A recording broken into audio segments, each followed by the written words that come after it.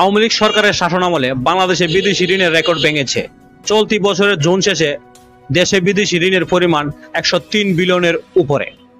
বাংলাদেশের মুদ্রায় এর পরিমাণ দাঁড়ায় প্রতি ডলার 120 টাকা, 12,45,478 কোটি টাকা।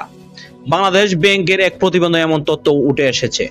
এতে সরকার নিজস্ব কেন্দ্রীয় ব্যাংক, রাষ্ট্র মালিকানাধীন বাণিজ্য ব্যাংক ও সরকারি সংস্থার ঋণ রয়েছে। বাকি ঋণের দায় বেসরকারি খাতে।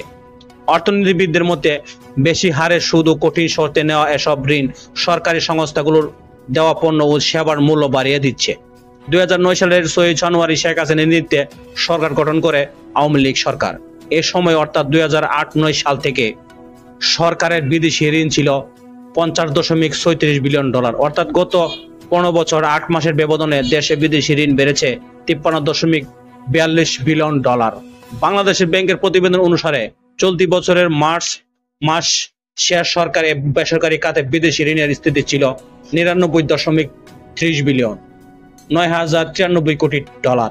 অর্থাৎ 3 মাসেই প্রায় 4.48 বিলিয়ন ডলার বিদেশি ঋণ নেই বিগত সরকার হাসিনা। বিশ্লেষকদের মতে সাবেক সরকারের যথাযথ ঋণ ব্যবস্থাপনা না থাকায় বিদেশি উৎস থেকে বেশি পরিমাণে ঋণ নেওয়া হয়েছে। যদিও বৈদেশিক মুদ্রার বিদেশি ঋণ নেওয়াকে সবসময় স্বাগত জানান অর্থনীতিবিদ ও বিশ্লেষকরা। গত 15 বছরে অনেক বিদেশি ঋণের নেওয়া হয়েছে, তবে এসব ঋণের পরিবেশির বাগই নেওয়া হয়েছে দর কষাকষি ও বাছবিচারহীনভাবে, যা সরকারের দায় দেনা পরিস্থিতিতে চাপ বাড়িয়েছে। অর্থনীতিবিদরা বলেন, করোনা মহামারীর কারণে বিশ্বব্যাপী আর্থিক সংকট তৈরি হওয়ার পর মার্কিন সুদের হার বেড়ে যায়। এর প্রভাবে বিদেশি ঋণের সুদের হারও বেড়ে যায়। পাশাপাশি দেশের টাকা বড় ধরনের অবমূল্যায়নের ফলে বিপাকে পড়ে বেসরকারি খাতের বিদেশি ঋণ নেওয়া ব্যবসায়ীরা। এজন্য বিদেশি ঋণ নেওয়ার চেয়ে পরিশোধের মনোযোগী হয় তারা। কিন্তু ডলারের দর স্থিতিশীল হওয়া ও দেশে ঋণের সুদের হার বাড়তে থাকায় বিদ্যমান পরিস্থিতির মধ্যেই ফের বিদেশি ঋণ নিতে শুরু করেছে ব্যবসায়ীরা।